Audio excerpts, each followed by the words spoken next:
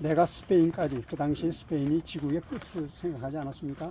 거기까지 나가서 이방인 선교를 해야 될 터인데, 그러기 위해서는 많은 기도의 후원자가 필요하고 재정적인 후원할 사람들이 필요한데, 로마 교회의 성도들이 이 일을 좀 감당해달라 해서 로마서를 보냈다고 그러합니다. 그렇다고 하면 여기 사도 바울의 그 신앙 고백적인 말씀에 나는 이방인들을 구원하고자 하는 뜨거운 열정이 내 가슴을 지금 태우고 있다, 그렇게 말씀을 하셔야 되는데 전혀 반대입니다. 내가 그리스도 안에서 참말을 하고 이 거듭 강조를 합니다. 참말을 한다는 말만 해도 되는데 거짓말 아니한다. 그리고 나에게 큰 근심이 있다. 마음에 그치지 않는 고통이 있는 것, 내 양심이 성령 안에서 나와 더불어 증언한다. 이 6번을 강조합니다. 무엇 때문에? 나의 형제 곧 고륙의 친척을 위하여. 당신은 이방인 사도로 다메섹에서 부름을 받은 사람입니다. 그렇다고 하면 그 이방인에 대한 뜨거운 열정을 불태우면서 로마 교회에 지원을 요청해야 될 터인데, 자기 고륙과 친척들, 형제들을 위한 그 복음의 열정을 토로하고 있기 때문에 그런 의문을 제기하게 되어집니다. 얼마나 또 간절하냐면 내 형제고 고륙의 친척을 위해서 내 자신이 저주를 받아, 이 실질적으로 저주를 받고 싶어서가 아니라 얼마나 내가 뜨거운 열정이 내 민족 고륙 친척을 구원하기 위하면 이런 열정을 가지고 내가 신앙 고백하는지 좀 알아다오 하는 뜻입니다. 내 자신이 저주를 받아 그리스도에게서 끊어질지라도 원하는 바라라. 사도 바울은 이방인의 사도로서의 사명이 불타는 사람이었습니다. 그러나 그 일을 실행하기 위해서는 먼저 형제 곧 고륙의 친척, 그 이스라엘 백성들, 유다 백성들, 아브라함의 후손이라고 하는 그런 민족적 자긍심이 있는 자부심이 있고 온 세계의 복음화에 대한 사명을 본받은 나, 그리고 우리 모두인데, 그러기 위해서는 그보다 먼저 우리 민족을 구원해야 된다. 아브라함의 후손들, 아브라함의 혈통을 이어받은 우리 택한 받은 백성들이 다 예수를 믿은 다음에야 내가 온 세계를 복음할 수 있는 그런 열정을 불태울 수 있다는 신앙 고백적인 표현이라고 생각이 되어집니다.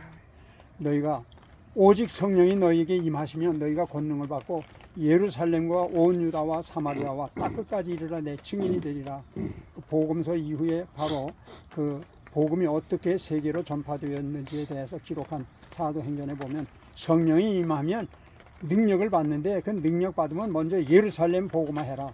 그 다음에 유다 땅, 거기 택한 백성들 아닙니까? 그리고 그 다음에 버림받은 그 사마리아인들, 그리고 땅끝까지 이르러 내 복음을 전해라.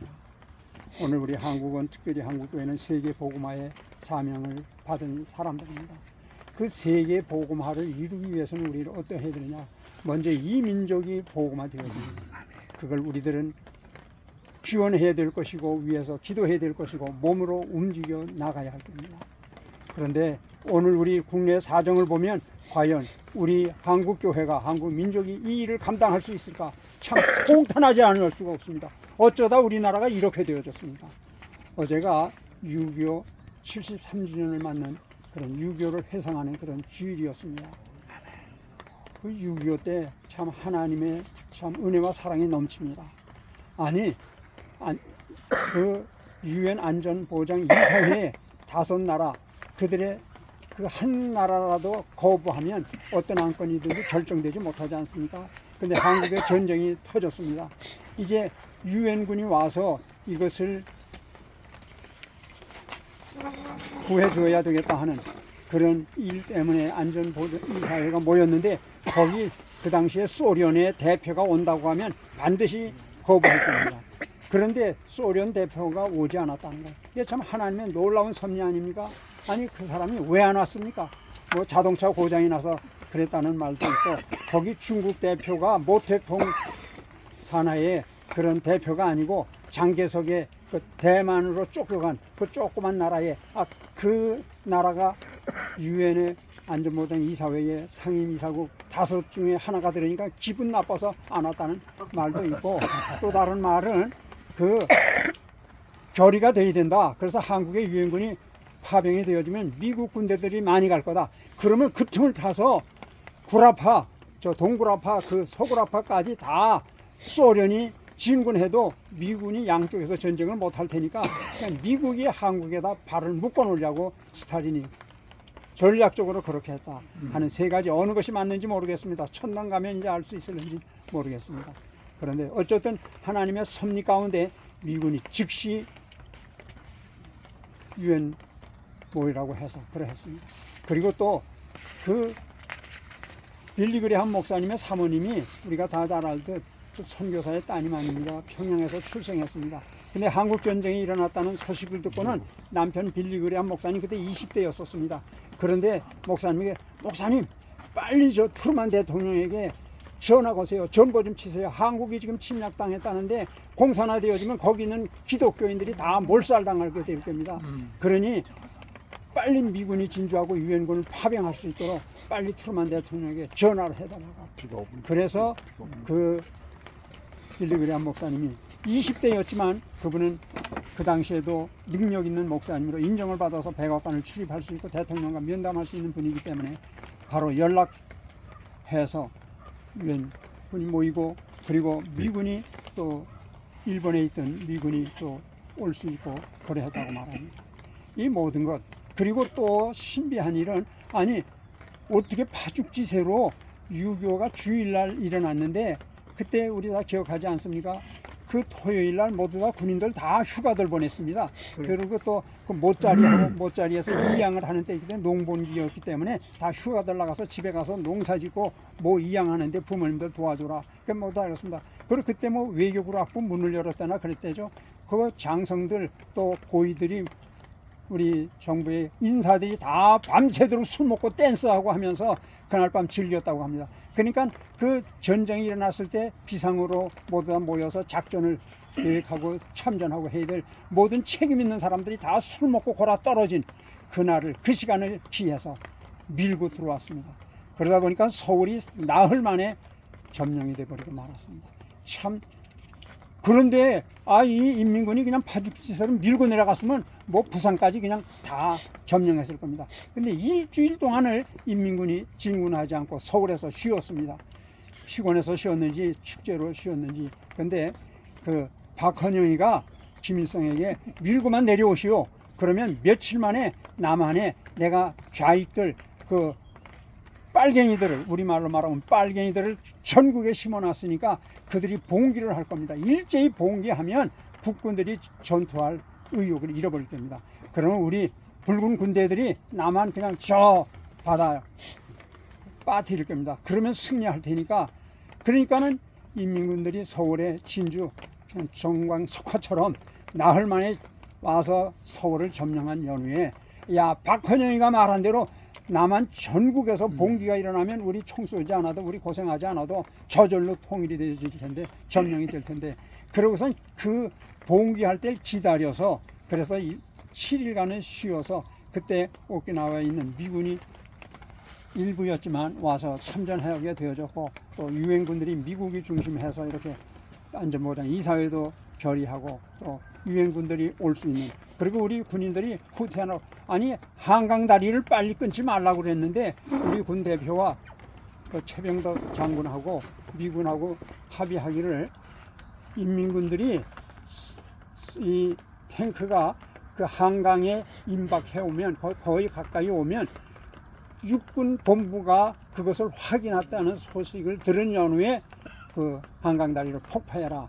그렇게 최병덕 장군하고 미군하고 합의를 봤었는데, 미알이 고개를 넘어서, 그래서 도남동에 와가지고는 인민군들이 탱크를 가지고 서울을 무차별 그냥 포를 쏴대니까 아마 이 최병덕 장군이 아마 정신적으로 착각했던 것 같아요. 야, 이거 거의 다 온 거 아니야? 그래가서 한강을, 다리를 폭파하였습니다. 주력군들이 지금 미아리에서 전투 중에 있는데, 그리고 서울 시민 150만이 후퇴할, 피난갈 어떤 여유도 없었는데 그걸 끊어놨으니 얼마나 참담한 일입니까? 그런데도 하나님은 유엔군이 파병해 올 수 있도록 해주셨고, 그런 엄청난 피해를 입었지만 하나님 이렇게 기적 같은 여러 가지 일들을 통해서 우리 민족을 사랑해 주셨습니다. 그 이후에 얼마나 어려운 전투가 있었습니까? 많은 피해를 봤습니다. 얼마나 많은 군인들이 전사했고, 또 미군들이 와서 아니 미군들이 여기 와서 5만 명이 전사했습니다. 뭐 다 잘 아시는 말씀에 10만 명이 넘게 부상당을 했습니다. 또 거기 포로로 잡힌 사람도 있었고 뭐 여러 가지 피해 입은 사람들, 그러면 15만 명 이상의 미군들이 여기 와서 희생을 당했었습니다.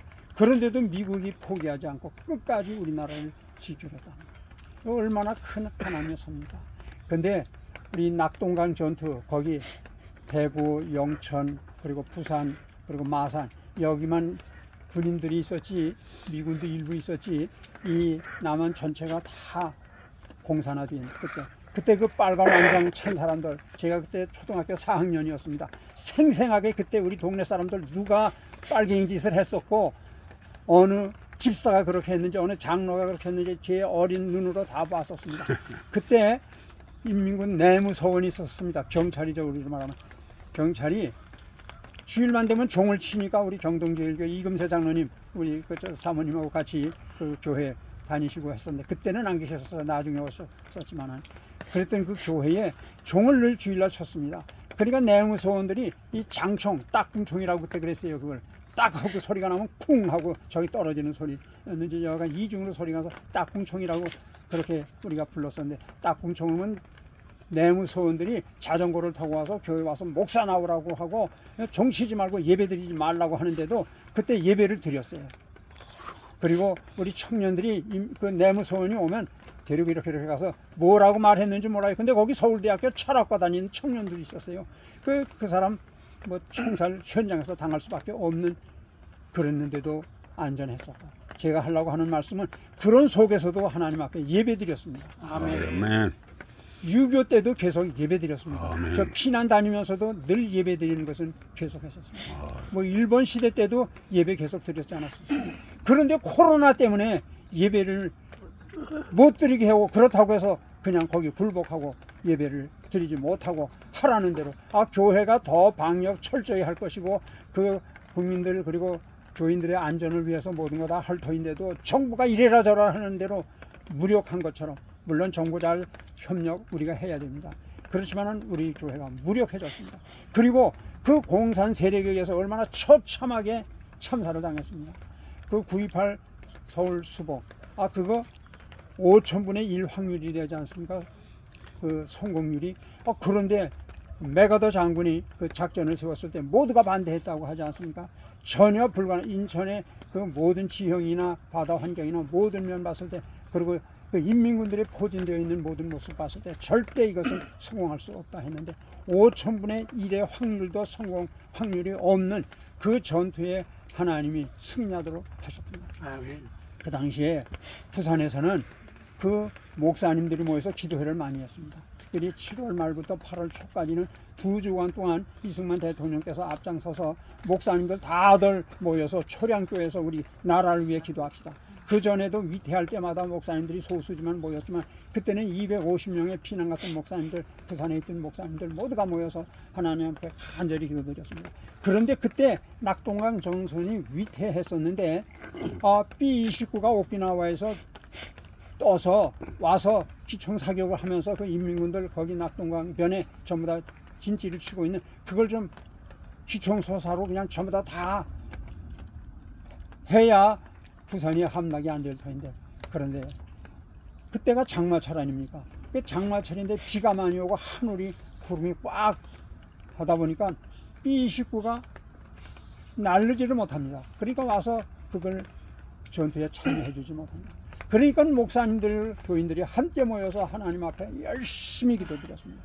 근데 놀라운 것이 기도가 끝나니까 하늘에 구름이 싹 거쳐지고, 그리고 비가 그치고, 그래서 오키나와에서 B-29가 출격을 해서 그때 부산까지 함락이 안 됐답니다. 이 구비마다 하나님의 놀라운 역사의 섭리가, 그 하나님 앞에 간절히 기도드렸을 때 이런 역사를 일으켰던 하나님이 우리 민족을 사랑하신다 하는 것을 확인할 수 있는 그런 교회였는데, 요즘 우리나라가 어떻게 되었습니까? 그 빨갱이 놈들이 그때 와가지고 얼마나, 그때 그 9.28 수복이 하루만 늦어졌으면 우리 아버지도 그때 학살당했을 거예요.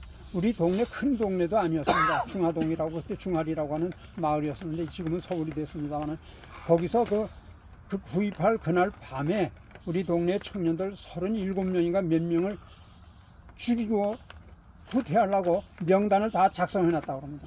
거기 뭐 교회 장로 집사들 물론일 테니까 우리 아버지고 모두 다 우리 집안 숙부님들 전부 다 한 교회 다니시고 한 동네 살았었는데 그날 밤에 암살 모두 다 총살하고 후퇴한다고 했는데 우리 동네 헌병 상사가 한 분이 있었습니다. 이분이 군대가 이제 인천 상륙작전하고 그리고선 그 중량교 그 안쪽으로 그 철길 중앙선 철길인데 철길 남쪽까지만 진군해라 했었는데 그 헌병이 자기 어머니에게 편지를 써서 그 작전하는 군인에게 부탁해서 우리 어머니가 바로 그 철길 너머에 살고 계시다. 거기까지 가서 우리 어머니 안전한지를 좀 확인 좀 하고 내가 살아있다고 좀 알려달라. 그래서 군인들이 그 중앙선 철길을 넘어서 우리 동네까지 그날 왔었습니다. 그리고 우리 동네 안에 그 빨갱이들. 근데 예수 믿는 빨갱이들은 하나도 안 죽였어요. 그냥 다 살려주고 그리고 북한에서 왔다고 하는 인민군 하나가 뭐 따발총 가져와서 비행기만 뜨면 그냥 따다다다고 하는데 우리는 언니들 그게 뭔지도 모르고 그냥 옆에서 구경하고 그랬었는데 그 사람 하나만 처형을 당하고는 안전하게 됐습니다. 어쨌든 하나님의 은혜가 모든 면에서 우리나라를 보호해 주십니다. 그런 기적과 능력을 체험한 우리나라였는데 지금 어떻게 됐습니까? 그들이 얼마나 학살을 무섭게 했고 기독교인들을 고문하고 있습니다. 그 고문한 모든 것들을 제가 기록을 제가 어느 교회에 어제 가서 설교를 해야 돼서 그래서 설교 준비를 저는 이렇게 카드에다가 깨알 같은 글씨로 하나님이 아직도 이걸 보게 해주셔서 준비를 했는데 그 얼마나 무자비한 고문을 했는지 참 말로 표현할 수가 없습니다. 그렇게 처참하게 그래서 빨갱이들의 근성이라는 건 우리가 나이 드신 분들은 서울에서 또 지방에서라도 그때를 경험한 분들은 다 압니다. 그들의 그 무자비한 그 학살, 그 민간인들보다 했던 거 다 호남이 특별히 많이 학살당했잖아요. 그런 그들 그랬는데 그걸 좋다고 하는 인간들이 우리나라에 거의 반이 된다니 어떻게 이렇게 되었습니까? 그리고 군을 확 줄여놨잖아요. 뭐 여기 군계 동료분들이 대부분이신데 저보다 더 잘 아십니다만 어쨌든지 어떻게 우리 군을 아니 육사 생도들이 반 이상이 주적이 미국이다. 그렇게들 알고 와서 공부를 했었다니 어쩌다가 우리나라 그런 좀 제가 좀 시간도 급하고 하니까 빨리 마치려고 좀 하는데 우리나라 지금 청와대 안에도 청와대가 아니라 지금 육군 본부 안에 거기도 얼마나 빨갱이들이 들어가 있는지 우리가 몰라요. 군대 안에도 지금 그 장성급 중에도 틀림없이 빨갱이들이 많이 있을 거예요. 그리고 국정원 이 안에도 많은 붉은 사람들이 많이 있어요. 모든 정부 각처 뭐 교육계 뭐 학자들 모두 다들이 이 사상적으로 잘못된 인간들이 너무도 많을 거라고요. 그걸 다 소탕해야 되는데 아직 윤 정부가 그만한 파워가 없으니까 내년에 선거에서 3분의 2가 윤 대통령을 지지하는 여당이 되어지면 그때 아마 무자비한 숙청하면 안 되죠. 다 될 수 있으면 그들로 회개하게 만드는 그런 기회를 줘야죠. 어쨌든 이 나라를 새롭게 해야 되는데 지금 이런 위기 가운데 빠져 있는 걸 생각할 때 이 나라가 어떻게 되어진 나라인데 하나님이 그 속에서 우리 얼마나 가난한 시절을 보냈습니까? 우리 국민 소득이 뭐 70불도 안 되던 건데 필리핀이 그렇게 불어왔잖아요. 제가 청년 때 필리핀에 우리 교단 우리 통합 측 장로교 청년 대표가 필리핀 갔다 왔다는 소리를 들은 연후에 청년의 그 회의가 영락교에서 모였어요. 얼마나 많은 청년들이 모였는지 저도 거기 갔어요. 필리핀도 나도 한번 좀 구경 좀 갈 수 있었을까 하는 그런 기대감에 그 나라가 더 잘 살았죠. 우리 장충체육관 필리핀이었다고 했던가요? 예. 우리나라의 모든 것들 필리핀 무슨 아니 케냐도 우리보다 더 잘 살았다고 그러잖아요. 그랬던 냈는데 한강에 기적을 창출한 이 모든 것 교회가 앞장선 거 아니에요? 우리가 유교를 부정적으로만 볼 게 아니라 긍정적인 면도 있어요. 북한의 교회가 동양의 예루살렘이라고 했던 평양 신의주의 한정도 분들 얼마나 아주 그 지구력 한 번 물으면 놓지 않는 그런 분들 아니에요. 고려대학교도 여기 많이들 계십니다만은 함경도 출신 교수들이 몇 분 있어요. 유명했어요. 누구 어느 교수. 아, 그분들은 대단한 분들이다. 그분들이 뭉쳐서 못하는 건 누구도 당하지 못한다. 함경도 그런 기질이 있다고요. 근데 그 사람들이 예수를 믿었으니 얼마나 지독하게 믿었겠어요. 평양 사람들, 제가 평양 사람들하고 공부를 중고등학교 미션스쿨 다니면서 공부를 했었어요. 쌍하면 그 이북 사람들, 여기 이북 분들도 계시겠습니다만 무서워요. 그 사람들이 예수를 믿었으니 얼마나 또 지독하게 믿었어요. 그러니까 평양 신의주가 동양의 예루살렘이라고 할 정도에 그랬습니다. 근데 이 사람들이 한경지 목사님을 비롯해서 뭐다 그 유교를 통해서 피난들 오셨잖아요. 쫓겨도 오셨고 자발적으로도 오시고 그분들이 남한에 와서 각처에 교회를 세웠어요. 그래서 우리나라 교회의 대부분 아마 90% 이상이라면 과분할는지 모르지만은 50년대 이후에 생긴 교회들이 다 100주년이나 뭐 이렇게 오래된 교회들이 많지 않아요. 우리나라. 왜? 유교 때 북한에서 넘어온 분들이 한국 교회를 도처에다 세웠어요. 그래서 한국 교회가 기적을 창출했고 빌리그람 아들이 와서 얼마 전에 또 여의도에서 저 상암동 어디서 말씀도 정연했지만 그 아버지 빌리그리암 목사님이 5.16 광장에서 여의도 광장에서 100만 명 이상이 모여서 하나님 앞에 울부짖었잖아요. 우리 한국교회가 크게 부흥한 거, 북한의 그 열정적인 그 지구력, 이 모든 것들의 그 신앙인들이 한국교회를 부흥해서 1984년도가 한국교회 선교 100주년이었는데 우리 그 잠실 체육관을 빌려서 100주년 기념 축제를 열었습니다. 그리고 한국에 복음을 전해준 그 선교사들, 그 후예들 전부 다 초청해서 한국 교회에서 다 민박을 했고, 그리고 그 100주년 기념 예배 때 여러분들의 선조들께서 우리나라에 복음을 전해주셔서 우리 한국이 이렇게 부흥했습니다. 한국 교회가 폭발적으로 성장했습니다. 한국의 한강의 기적을 창출할 수 있었던 건 여러분들의 선조들이 우리에게 복음을 전해서 그랬었습니다.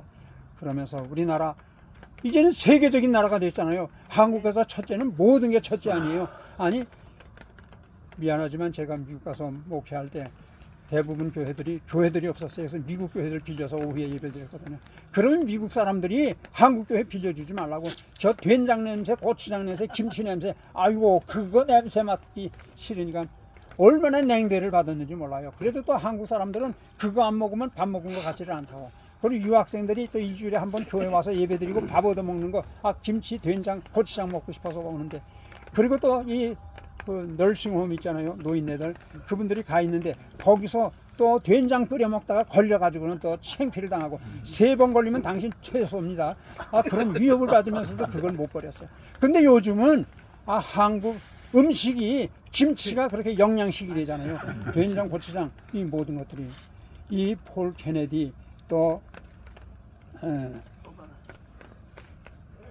알빈 토플러 같은 분들이 21세기 되면 한국이 세계를 지배한다고 그랬어요. 아멘. 왜냐하면 그 동북아에서 쌀 먹는 나라가 세계를 지배할 나라가 온다.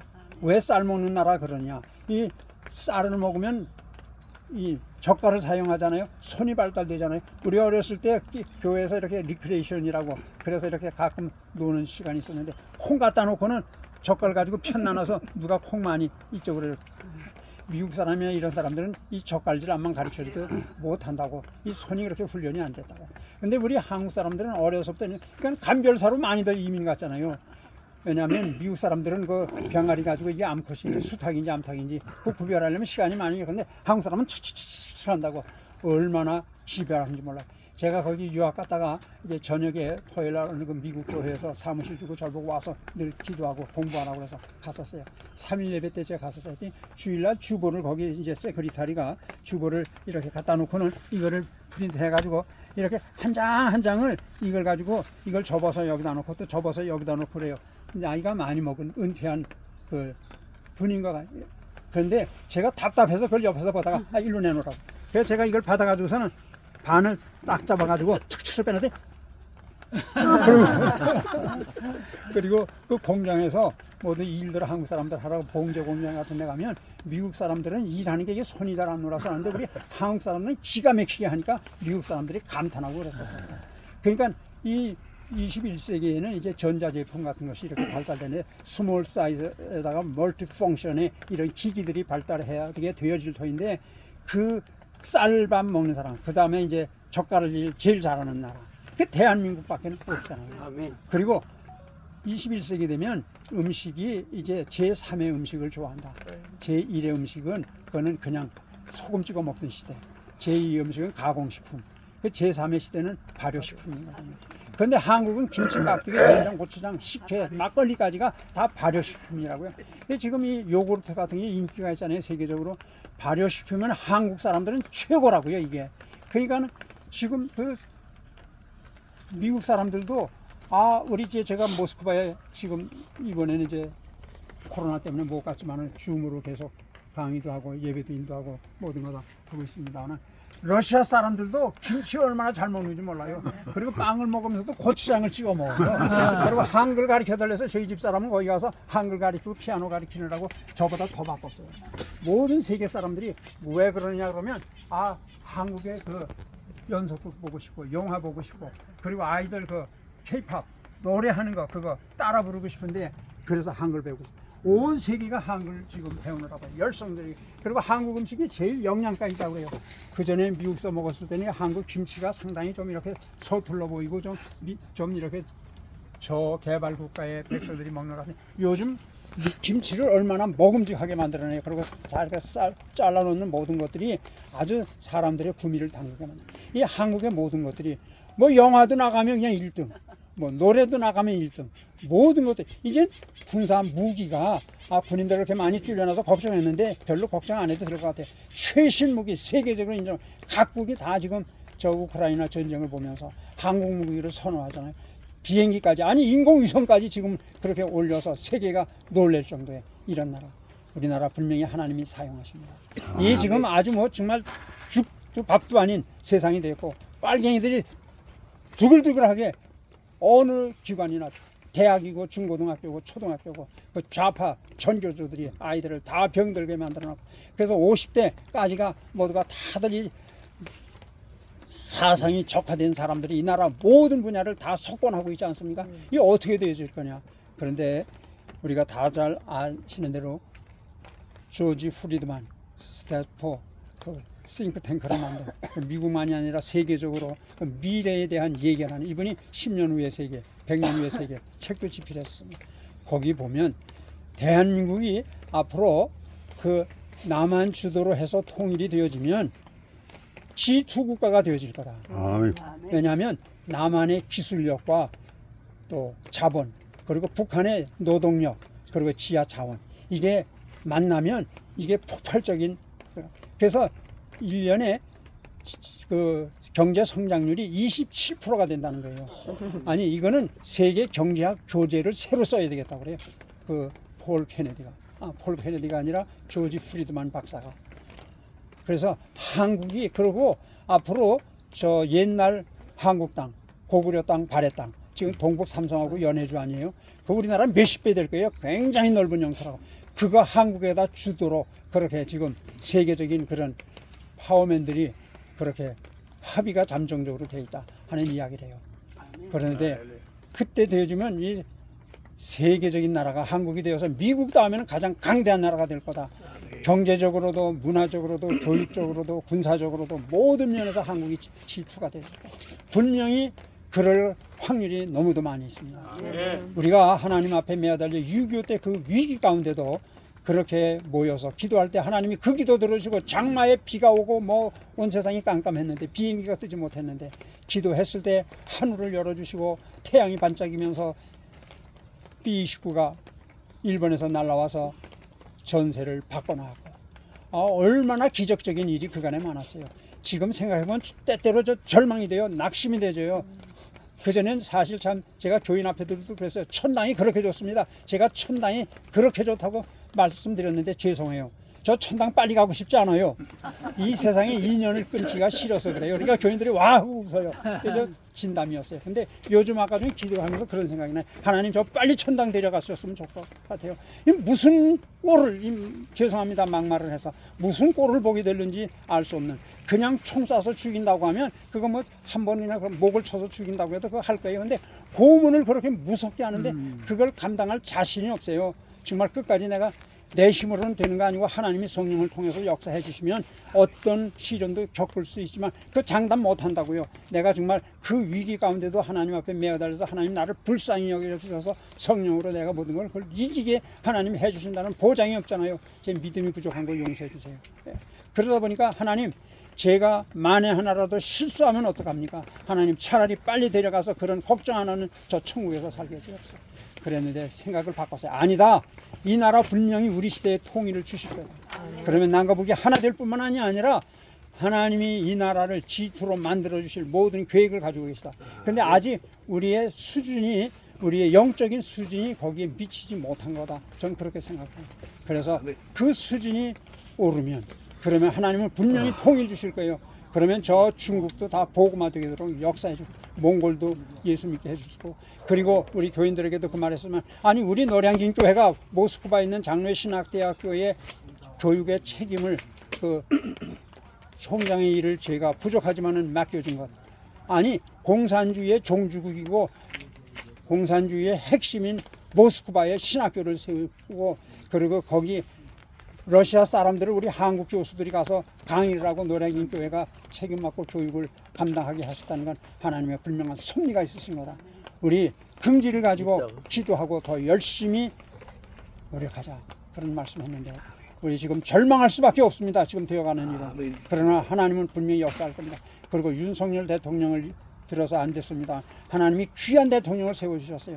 그는 아마 겉으로는 표현 안 해도 예수 믿는 게 틀림없을 거예요. 대광 초등학교 나왔다고 그래요. 그가 말하는 거 보면 예수 믿는 이 모든 나라 정치 제도 무슨 뭐 모든 것 다 성경적이라고 그분 입으로 그런 이야기도 했어요. 분명히 그분. 그래서 그분이 늘 기도하기를, 기도할 때마다 빼놓지 않고 기도하고 있습니다. 그분 통해서 내년에 3분의 2 국회의원이 윤 대통령을 밀어줄 수 있는 정당이 되어지기만 하면 이 나라 모든 것 새롭게 되어질 것이고, 분명히 통일은 우리 시대에 올 것이고, 저 중국까지도 다, 러시아도 지금 흔들리고 있잖아요. 그러니까 저쪽 극동 이쪽 부분, 브라디보스토크 이쪽, 이거는 뛰어서 쳐야지 좀 조금 몸이 홀바분할 거예요. 그렇다고 하면 거기도 우리가 살 수 있는 그런 기회도 오지 않을까. 그렇다면 정말 뭐 G2가 돼서 잘 살고 무슨 뭐 강력한 군사력으로 세계를 지배한다는 게 아니라 복음으로 세상을 지배하는 거예요. 사도 바울은 세계를 복음화하는 일을 위해서 그 전적 기지로 자기의 나라가, 우리나라가 잘 돼야 외국 가서 사는 사람도 얼굴 내놔요.